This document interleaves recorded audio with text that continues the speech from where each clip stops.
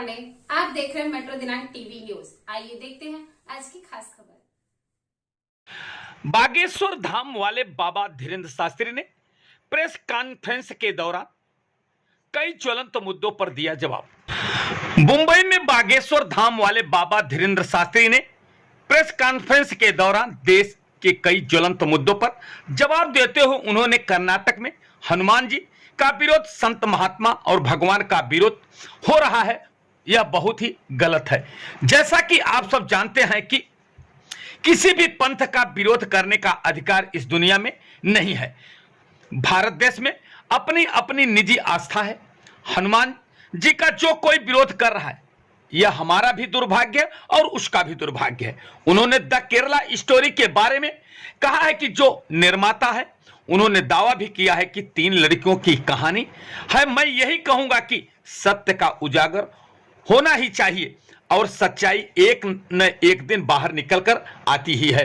वर्तमान में प्रत्येक सनातनी हिंदू सत्य को प्रस्तुत कर रहा है। हमारी बहन बेटियों को अब जगाना बहुत जरूरी है और लैंड जिहाद और लव जिहाद का मुद्दा दुर्भाग्यपूर्ण है। यह हमारे और आपके आंख के सामने हो रहा है। आइए हम देखते हैं मेट्रो दिनांक टीवी न्यूज पर प्रेस कॉन्फ्रेंस के दौरान बागेश्वर धाम के बाबा ने क्या कुछ कहा। राष्ट्र में ही पालघर के संतों के ऊपर पत्थर नहीं फेंकते। अगर होती तो हम राम की चर्चा करने वाले व्यक्ति को जगह जगह नोटिस नहीं मिलते। अगर यही बात होती तो हमारे खिलाफ FIR नहीं होती। अगर होती तो हम एक ऐसे धर्मगुरु हैं जिन्हें अपने ही राष्ट्र में कथा करने के लिए अनुमतियां प्राप्त नहीं होती हैं। फिर आप ये कैसे कल्पना करेंगे कि हिंदू राष्ट्र है घोषित हो जाए तो हमें लगता है राम के ऊपर पत्थर नहीं फेंके जाए। किस तरह का बदलाव होगा जब हिंदू राष्ट्र हो जाएगा आपके हिसाब से? बहुत सुंदर प्रश्न है आपका।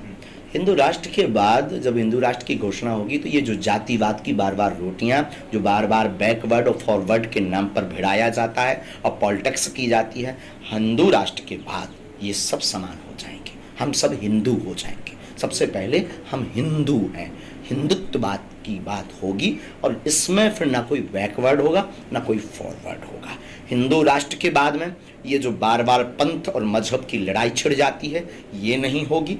आप अपने जिनको मानते हो आप मानिए, पर ये राष्ट्र सनातन का राष्ट्र है। हिंदुस्तान ही हिंदू राष्ट्र नहीं होगा। तो हमारे हिंदू राष्ट्र के बाद तीसरी जो बदलाव बहुत प्यारी आएगी, वो तीसरा बदलाव इतना अद्भुत आएगा कि क्या कहना। तीसरा बदलाव ये आएगा कि जितनी भी अभी वर्तमान में जितने भी चुनाव होते हैं भगवान के नाम पर होते हैं, जब हिंदू राष्ट्र की घोषणा हो जाएगी, हिंदू राष्ट्र घोषित हो जाएगा, तो भगवानों के नाम पर चुनाव नहीं होगा, हिंदुओं के नाम पर, मुसलमानों के नाम पर चुनाव नहीं होगा, न हमको देश में लड़ाया जाएगा। बाबा जी, जिस तरह से जो इस्लामिक देश है वहाँ पर दूसरे धर्म के लोगों को सरकारी नौकरियां या सरकारी सुविधाएं नहीं मिलती, तो जब हिंदू राष्ट्र हो जाएगा तो क्या यहाँ हमारे में तो मिलेगी। हमारे में तो मानवता के पुजारी हैं। हम किसी पंथ या मजहब के विरोधी नहीं है। हमारे में तो मुसलमानों, आपको हम क्या बताएं, 500 से 600 परिवार मुसलमान हमारे डिवोटी हैं, हमसे जुड़े हैं, अब वो हमको मानते भी हैं। और कल ही कथा में एक यहाँ के जो सच्चे मुसलमान हैं वो कल कथा में आशीर्वाद लेकर गए।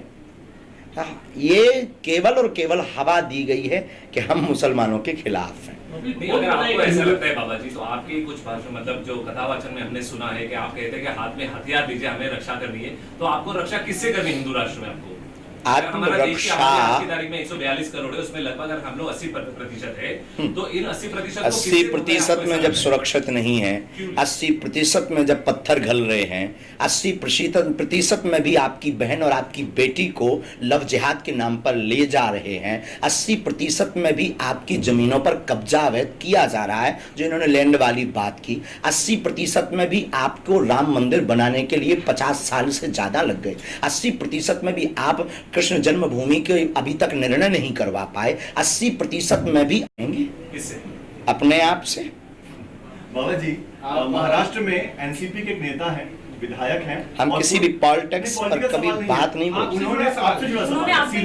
हम करते रहे, हम राजनेता की टिप्पणी पर जवाब नहीं देते। आपा जी ने ट्वीट किया था, लेकिन बाद में उन्होंने ट्वीट डिलीट कर दिया, इस पर क्या कहेंगे? हम किसी भी पॉलिटिक्स या राजनेता पर अपनी प्रतिक्रिया भी नहीं देते, हमारा सिद्धांत। उन्होंने एक ट्वीट किया था जिसमें एक लड़की की तस्वीर आपके साथ थी, हालांकि बाद में उन्हें समझ में आया उन्होंने गलत ट्वीट किया, जिसके बाद उन्होंने डिलीट कर दिया। Thank you. बाबा जी, इससे पहले जब आप आए थे तो एक मुद्दा काफी चल रहा था, हमारी शादी की तस्वीर वायरल होगी। ज्यादा ही चर्चा हो रही है। हाँ, हम सिद्धांत के बहुत पक्के आदमी हैं। हाँ जी, इससे पहले जो है अंधश्रद्धा को लेकर के फैलाने को लेकर के एक मुहिम कुछ लोगों ने ये सब कहानियां सुन्न हो गई हैं हाँ साहब। वो आप लेकिन चलो नई कहानी बढ़ेंगे कुछ। एक फिल्म आई है केरला स्टोरी करके, जी, उसमें हिंदू लड़कियों को कैसे फंसाकर उन्हें ISIS आतंकी संगठन के पास भेजा गया, ऐसी कई केस स्टडीज की बात फिल्म के द्वारा की गई है। आप कैसे देखते हैं कि कैसे जो लव जिहाद का एक मुद्दा बहुत बड़ा देश में है और हमेशा कई पॉलिटिकल पार्टियां उसे उठाती रही हैं, आप क्या कहेंगे इस पर? देखिए, केरल स्टोरी के जो निर्माता हैं उन्होंने दावा भी किया है कि ये 3 लड़कियों की कहानी सत्य है, और अगर ये यथार्थ पर फिल्म बनी, आई सपोर्ट। और हम यही कहेंगे कि सत्य का उजागर होना ही चाहिए, और सच्चाई एक ना एक दिन निकल कर आती ही है। और वर्तमान में प्रत्येक सनातनी हिंदू सत्य को प्रस्तुत कर रहा है। और लव जिहाद के विषय पर हम आपसे यही प्रार्थना करेंगे कि हमारी बहन बेटियों को अब जगना चाहिए। हमने एक बार एक बात बोली थी, तेल का कनिस्तर होता है, उसमें हाथ डाल दीजिए, फिर तिल के बोरा में हाथ डालिए, जितने तिल आपके हाथ में छप जाएं, इतनी बार भी कोई दूसरे मजहब या पंथ का व्यक्ति सौगंध खाए, तब भी एक तिल बराबर भरोसा नहीं करना चाहिए। बाबा जी, दुर्भाग्य है, ये हमारे आपके देखते हुए हो रहा है, ये दुर्भाग्य है। बाबा जी, आपका कथा वाचन का कार्यक्रम जो है आयोजन बिहार में भी होने वाला है, जहाँ पे कुछ लोग उसका विरोध कर रहे हैं। जब पहले महाराष्ट्र में भी ऐसा हुआ था, लेकिन वहाँ पे एक सफल आयोजन हुआ। अब बिहार में आप जाने वाले, जैसे जैसे तारीख नजदीक आ गई, वहाँ विरोध बढ़ता जा रहा है, क्या? ये सब चलता रहता है। देखिए, ये सब राजनीतिक विषय बनाने की कोशिश की जाती है, लेकिन हम सबके हैं, जो भी हमारे पास आएगा हम सबका स्वागत करेंगे। ना तो हम किसी पार्टी के हैं, ना हम किसी की फिक्स एजेंडे के हैं। हमारे लिए सभी सम्मानीय हैं, और ना हम कोई धांधली फैलाते हैं, और ना हम कोई वैमनस्यता फैलाते हैं। हम केवल अपने पंथ, अपने धर्म, सनातनी हिंदुओं की एकता की बात करते हैं, और अपनी एकता की बात करना हमें लगता कि गुनाह नहीं है, और अपने इष्ट का प्रचार करना संविधान में भी है। अगर कोई विरोध कर रहा, तो हम भगवान से प्रार्थना करेंगे, भगवान सब पर कृपा करें। हमारे भी वो अपने हैं जो विरोध कर रहे हैं, जो हमारे साथ हैं वो भी अपने, हमारा कोई भी विरोध आपसे आपत्ति क्यों है? लेकिन बाबा जी, ऐसे लोगों को क्यों आपत्ति है आपसे? देखिए भगवान, ऐसे लोगों को इसलिए आपत्ति हो सकती है कि शायद वो किसी अन्य मिशन में लगे हों। विरोधाभासिक मिशन जब होता है और व्यक्ति का पूर्ण होता दिखाई नहीं देता है, तो प्रायः वो इस प्रकार की गतिविधियां करता है। कर्नाटक मुंबई के हाईकोर्ट का तो आपके पर अभी बैन है ही ना, आप वो चमत्कार वगैरह तो नहीं कर सकते।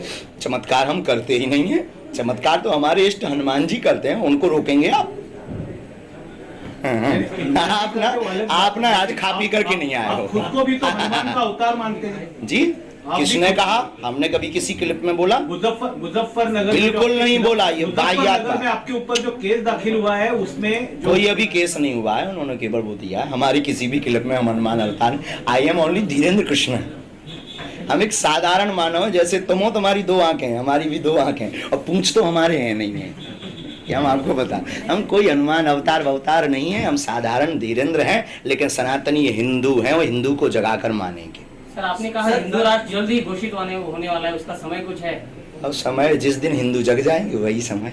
कौन बनाएगा ये हिंदू राष्ट्र? एक हिंदू, 80 करोड़ जो वो बता रहे हैं। जगने की परिभाषा क्या है साहब? आप हिंदू जगह, सनातन जगह, तो उसकी अपने अधिकारों को मानना, अपने राष्ट्र में हिंदुत्व भाव को जगाना, हिंदू की पहचान करना, और हिंदुत्व का भाव जगा करके सबको जागृत करके एकजुट होना, यही जब आने वाले समय में क्या जम्मू कश्मीर में भी जाकर के वहाँ पर? हाँ, अब अभी जो है हमारे जम्मू कश्मीर के पूर्व डिप्टी सीएम आए हैं, अभी भी आशीर्वाद लेकर नीचे ही बैठे हैं। तो उन्होंने कहा तो है कि गुरुजी आप जम्मू कश्मीर चलो, हमें तो भारत के कोने कोने में जाना है साहब, जहाँ तुम ले चलो, तुम कहीं और कहो तो चलें। महाराज जी, 33 कोटि देवी देवताओं को कोटि कोटि प्रणाम कहा जाता है। वो 33 कोटि का अर्थ क्या होता है, लोगों को बताइए। केरल फिल्म में यही दिखाया है कि हिंदू लड़कियों के अपने संस्कृत के बारे में, हिंदू संस्कृत के बारे में ज्ञान नहीं होने के कारण वो भटक जाती है। बहुत सुंदर प्रश्न, बहुत सुंदर प्रश्न। हम लोग इसीलिए भी फैल हैं क्योंकि हम लोग अपनी सनातनीय संस्कृति के मूल से हट रहे हैं। ना तो रामचरितमानस का अनुभव है, अन्य मजहब में, हमारे धर्म में तो प्रायः कम है, पर अन्य मजहब में उनकी मजहब की पढ़ाई अनिवार्य है। अपने सनातन धर्म में ये बहुत कम है। और मंदिरों के पुजारियों से भी हमारी प्रार्थना है, भारत के पुजारियों से, कि केवल पूजा करने से भगवान या आपको सुरक्षित नहीं रहना है। अब आपको प्रत्येक मंगलवार और शनिवार को धर्म की शिक्षा अपने मंदिरों में देनी चाहिए।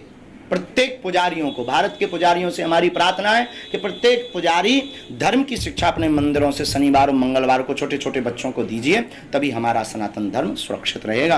33 कोटि देवता, इसे कई लोग 33 करोड़ कह देते हैं। 33 करोड़ नहीं है, 33 कोटि हैं। कोटि है मतलब 33 प्रकार के ऑफिस, 33 ऑफिस। और हमारा सनातन धर्म इसीलिए व्यापक है, इसीलिए आदि है, इसीलिए बड़ा है, इसीलिए महत्वपूर्ण है, क्योंकि सनातन धर्म एक ऐसा धर्म है जिसके पास विकल्प ही विकल्प हैं। आप राम जी को नहीं मानते, कृष्ण को मानिए। भगवान कृष्ण से आपकी नहीं बनती, हनुमान जी को जय हनुमान ज्ञान गुण सागर, उनसे नहीं बनती, आप पंडरीनाथ महाराज जी को मानिए, उनसे भी आपकी नहीं बनती, ओम जय जगदीश हरे, जय अम्बे गौरी। अन्य धर्मों में ऐसी व्यवस्था, मजहबों में ऐसी व्यवस्था नहीं है, उनके पास एक ही भगवान है, एक ही पुस्तक है। अपने पास तो 4 वेद, 6 शास्त्र, 18 पुराण, 108 उपनिषद, गीता, रामायण, महाभारत, हमारे पास अनंत बहुत सी व्यवस्थाएं। तो हमारे धर्म में ये जो वैमनस्यता फैलाई गई कि ये 33 करोड़ हैं, 33 कोटि देवता हैं, 33 प्रकार के देवता हैं, और 33 प्रकार के देवताओं का मतलब सेंट्रलाइजेशन परब्रह्म परमात्मा का है। उसके नीचे जैसे एक मंत्रिमंडल होता ना, वैसे मंत्रिमंडल व्यवस्था, जल की व्यवस्था वरुण देवता देखेंगे, हवा की व्यवस्था पवन देवता देखेंगे, वैसे ही ग्राम्य देवता, स्थान देवता, क्षेत्रीय देवता, ये कोटियां बनाई गई हैं। सर अपने यहाँ गुरुकुल था, गुरुकुल में बाकायदा शिक्षा मिलता है, जैसे आज की तारीख में मदरसा फैले हुए हैं, गुरुकुल खत्म हो रहा है, कहीं न कहीं ये कारण रहा कि शिक्षा नहीं मिल पा रही बच्चों को।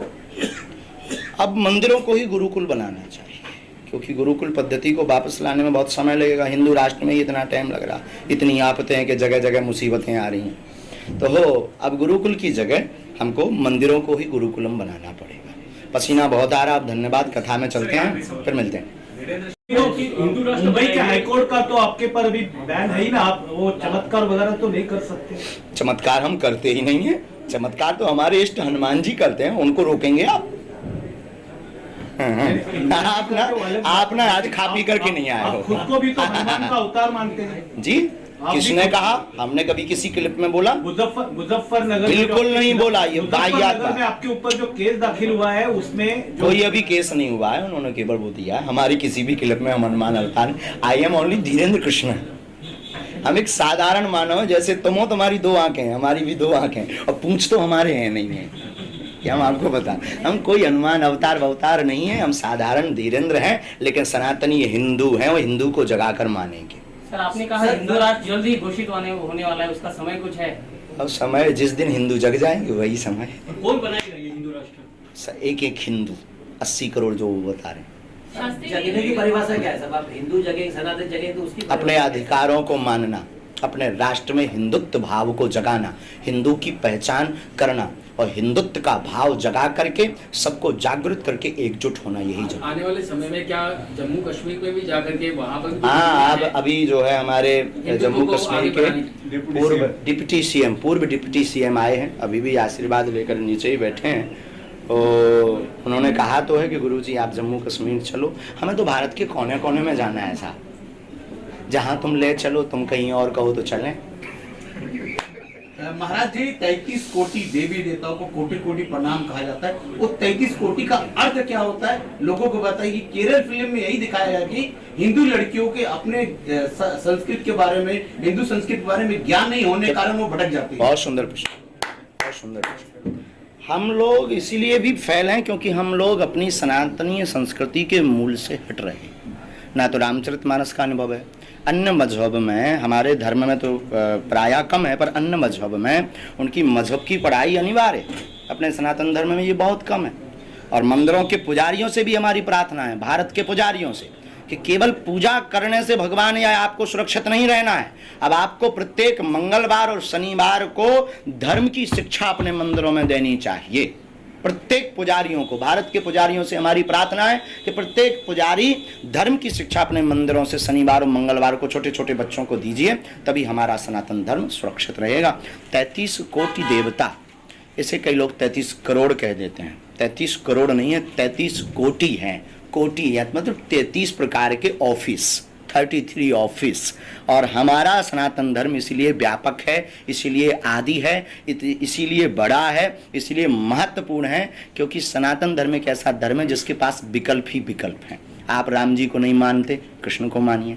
भगवान कृष्ण से आपकी नहीं बनती, हनुमान जी को जय हनुमान ज्ञान गुण सागर, उनसे नहीं बनती, आप पंडरीनाथ महाराज जी को मानिए, उनसे भी आपकी नहीं बनती, ओम जय जगदीश हरे, जय अम्बे गौरी।